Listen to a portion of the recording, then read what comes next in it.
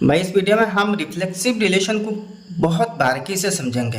तो भाई पहले इसका डेफिनेशन पर थोड़ा सा नजर डाला जाए।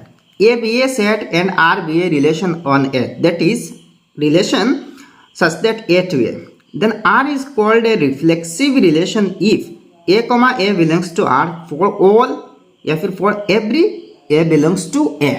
तो भाई इसका मतलब क्या है? आपको पता है आइडेंटिटी रिलेशन। आइडेंटिटी रिलेशन मतलब क्या है? किसी एक सेट की जो जो एलिमेंट्स है उन सब एलिमेंट्स खुद से खुद के साथ जो प्यार बनाते हैं, ऑर्डर्ड प्यार बनाते हैं, इसकी जो सेट है इसको हम कहते हैं आइडेंटिटी रिलेशन। तो रिफ्लेक्सिव रिलेशन में भाई वही होते हैं, लेकिन इन दोनों में भी थोड़ा सा एक छोटा सा डिफरेंस है, यानी कि आइडेंटिटी रिलेशन और रिफ्लेक्सिव रिलेशन में थोड़ा सा डिफरेंस है। बाद में हम वो डिफरेंस क्या है जान लेंगे। तो एक एग्जांपल के थ्रू हम समझते हैं। ए में क्या है? 1 है, 2 है, 3 है, ये 3 एलिमेंट्स है। तो आपको पता है ए क्रॉस ए में कितने एलिमेंट्स होंगे? तो ए क्रॉस ए में 3 इंटू 3 इज इक्वल टू 9, यानी कि n स्क्वायर, यानी कि ए में जितने एलिमेंट्स है उसकी स्क्वायर होगा। तो ए में 3 एलिमेंट्स है, यानी कि 3 into 3 is equal to 3 square, मतलब 9। तो ए क्रॉस ए में टोटल 9 एलिमेंट्स आते हैं। तो यहाँ पे जो 9 एलिमेंट्स होते हैं ना, मतलब ऑर्डर्ड पेयर्स होते हैं, इनमें से कुछ ऑर्डर्ड पेयर्स तो ऐसे होंगे 1, 1, 2, 2, अच्छा 3, 3, ऐसे तो कुछ ऑर्डर्ड पेयर्स होंगे ना। तो इनको कहते हैं रिफ्लेक्सिव। तो भाई रिफ्लेक्सिव का मतलब है खुद से प्यार बनाना। मतलब 1 है एक एलिमेंट तो वही 1 से बनाना, यानी कि डोमेन और रेंज में सेम एलिमेंट होनी चाहिए। यह कह रहा है ए दोनों ही ए है, ए कॉमा ए, यानी कि सेम आनी चाहिए, कॉमा के इधर और उधर सेम आनी चाहिए। तो भाई आईने के सामने जब किसी चीज की रिफ्लेक्स होती है, किसी भी चीज की ऑब्जेक्ट की रिफ्लेक्स होते हैं, तो क्या होता है आईने के सामने एक इमेज बन जाती है ना। तो वो इमेज कैसा दिखता है भाई? सेम जो ऑब्जेक्ट है, जो चीज है वही सेम दिखता है ना। मान लीजिए आईने के सामने अगर राम को खड़ा की जाए तो इमेज में रहीम नहीं दिखेगा, वही राम को दिखेगा। तो रिफ्लेक्स मतलब क्या है? इमेज। रिफ्लेक्स से इमेज बनती है, और इमेज किसका बनती है? जिसको आईने के सामने खड़ा की जाएगी उसी ही का तो इमेज बनेगा ना। तो रिफ्लेक्स मतलब खुद का इमेज है। तो अगर 1 ली जाए तो इसका रिफ्लेक्ट यानी कि इमेज वही 1 है। 2 ली जाए तो इसका इमेज 2 है। 3 ली जाए तो इसका इमेज 3 है। तो इसको कहते हैं भाई रिफ्लेक्सिव रिलेशन। तो भाई आपके मन में एक सवाल आ सकती है कि भाई ये तो आइडेंटिटी रिलेशन है, भाई ये आइडेंटिटी रिलेशन ऑन ए है, तो क्या रिफ्लेक्सिव रिलेशन और आइडेंटिटी रिलेशन एक ही चीज है? नहीं भाई, इसमें एक छोटा सा डिफरेंस है।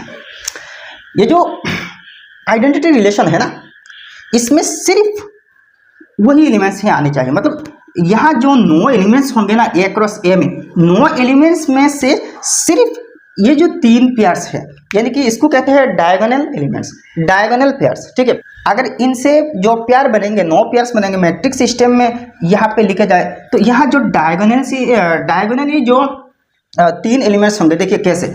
मान लीजिए 1, 1, 1, 2, 1, 3, फिर 2, 1, 2, 1, अच्छा 2, 2, फिर 2, 3 है, अच्छा फिर 3, 1, 3, 1, 3, 2 और 3, 3 है।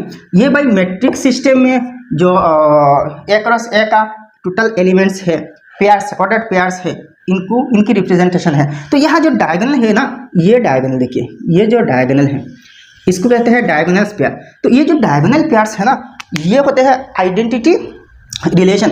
लेकिन रिफ्लेक्सिव के केस में इनके अलावा बाकी सब भी लिख सकते हैं।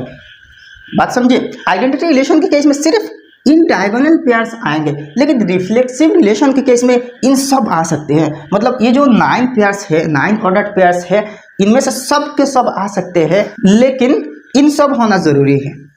यहाँ जितनी भी ए सेट में जितने भी एलिमेंट्स है, सबके साथ खुद की पेयर बननी चाहिए। ये जैसे देखिए डेफिनेशन में ये कह रहे हैं for all A belongs to A, for every या फिर for all A belongs to A, मतलब क्या है? ए सेट में जितने सारे एलिमेंट्स होंगे ना, सबके साथ खुद का पेयर बननी चाहिए। तो ऐसे रिलेशन को हम रिफ्लेक्सिव रिलेशन कहते हैं। तो आप एक चीज देखिए, ये तो रिफ्लेक्सिव होगा, ठीक है, इन सब भी रिफ्लेक्सिव होगा। अच्छा, आप अगर मान लीजिए ऐसे हमने लिखते हैं 1 1 1 2 2 3 3, ये तो डायगोनल पेयर्स आ गया ना। अच्छा, इन डायगोनल पेयर्स जोड़ के और भी किसी भी एक पेयर लिख दिया, मान लीजिए 3 1 लिख दिया, तो ये भी रिफ्लेक्सिव होगा, लेकिन ये आइडेंटिटी नहीं होगा, क्योंकि आइडेंटिटी में सिर्फ खुद के साथ खुद की पेयर्स बननी चाहिए। हाँ, रिफ्लेक्सिव में क्या होता है, ये जो डायगोनल पेयर्स है, मतलब खुद के साथ खुद का जो पेयर बन रही है वो तो है, और इसके साथ इन सब 9 एलिमेंट्स में से और भी 1 2 एक्स्ट्रा लिख सकते हैं, और सारे के सारे भी लिख सकते हैं। तो ये होते हैं भाई आइडेंटिटी रिलेशन और रिफ्लेक्सिव रिलेशन में बेसिक सा डिफरेंस। ठीक है। अच्छा, अब एक चीज़ देखिए, मान लीजिए किसी एक रिलेशन में हमने ऐसे लिख दिया 1 1 2 2, क्या ये रिफ्लेक्सिव होगा? क्या ये रिफ्लेक्सिव होगा? नहीं, हम नहीं कह सकते कि ये रिफ्लेक्सिव है, क्योंकि 1 1 तो है, 2 2 है, लेकिन यहाँ 3 3 नहीं है, क्योंकि यहाँ डेफिनेशन में कह रहे हैं कि for all A belongs to A, मतलब यहाँ ए सेट में जितने सारे एलिमेंट्स हैं, सब एलिमेंट्स से कॉमा के इधर उधर सेम नंबर से पेयर्स बननी चाहिए, तो यहाँ तो बन नहीं रही ना, तो ये रिफ्लेक्सिव नहीं होगा, ना तो आइडेंटिटी होगा ना तो रिफ्लेक्सिव होगा। आइडेंटिटी के लिए सिर्फ ये है, और रिफ्लेक्सिव के लिए ये भी है और ये भी है और ये भी है। तो मतलब क्या है, सारे के सारे आइडेंटिटी रिलेशन रिफ्लेक्सिव होते हैं, लेकिन सारे के सारे रिफ्लेक्सिव रिलेशन आइडेंटिटी होना जरूरी नहीं है, कभी कभी हो सकते हैं, कभी कभी ना भी हो सकते हैं। ठीक है।